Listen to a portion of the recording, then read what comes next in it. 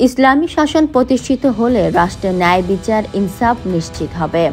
বাংলাদেশের বর্তমান অর্থনৈতিক সংকটের জন্য ফ্যাসিস্ট আওয়ামী লীগ সরকারকেই দায়ী করে বাংলাদেশ জামাতে ইসলামীর কেন্দ্রীয় নির্বাহী পরিষদ সদস্য ও রংপুর ২ আসনের জামাতে ইসলামী মনোনীত এমপি পদপ্রার্থী ATM আজহারুল ইসলাম বলেছেন, দীর্ঘদিনের দুর্নীতি, অর্থ পাচার এবং বৈষম্যমূলক শাসনের ফলে আজ বাংলাদেশ অর্থনৈতিকভাবে পঙ্গু হয়ে পড়েছে।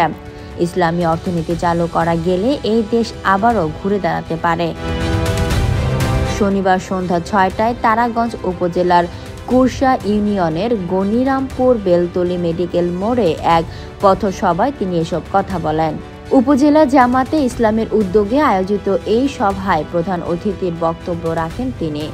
ATM আজহারুল ইসলাম বলেন, জাকাত ভিত্তিক অর্থনৈতিক ব্যবস্থা চালু করা গেলে দেশে দারিদ্র্য থাকবে না, দেশ হবে স্বনির্ভর। ইসলামী রাষ্ট্রে জাকাত ব্যবস্থায় পারে ধনী গরিবের বৈষম্য গোছাতে এবং টেকসই অর্থনৈতিক ভারসাম্য আনতে।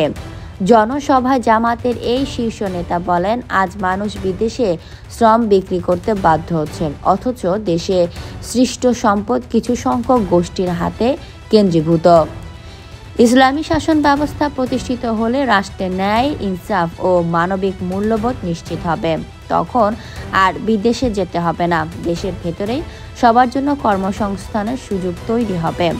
তিনি আরও বলেন, জাকাত ভিত্তিক রাষ্ট্রীয় অর্থনীতি শুধু ধর্মীয় দায়িত্ব নয়, এটি হচ্ছে দারিদ্র্য দূরীকরণের বৈজ্ঞানিক পদ্ধতি।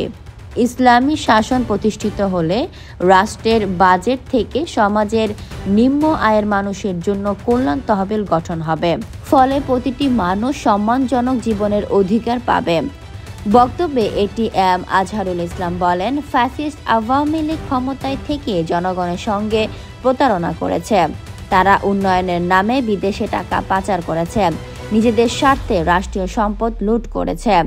এর ফলে আজ দেশের অর্থনীতি ভেঙে পড়েছে, ব্যাংকিং খাত দুর্বল, বাজার অস্থিতিশীল, কৃষক ন্যায্য মূল্য পায় না। Fatema Tuz Johora, people voice television, Dhaka.